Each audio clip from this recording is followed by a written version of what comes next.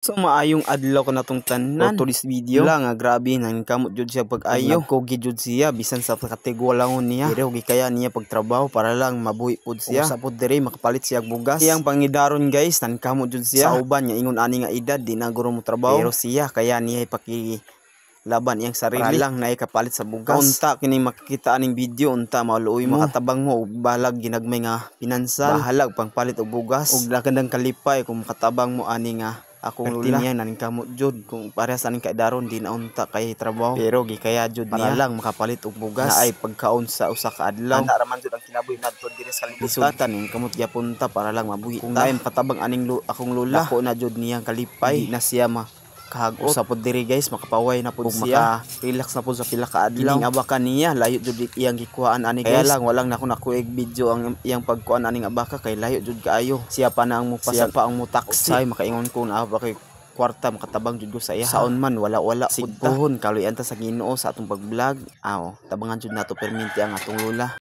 Nagbaryal yang video guys katong i-post akong iagaw nga si Jinjin Jantal so mao ni akong lula guys no.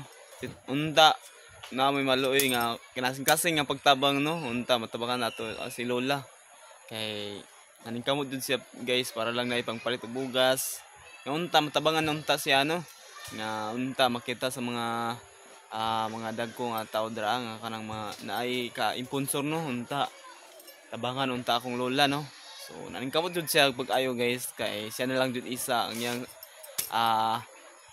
yang partner dugay ra jud siya ni panaw unta matabangan ninyo unta makita ninyo ang iyang sitwasyon no sumaori ang abaka guys oh ang abaka guys so nangkamot jud siya.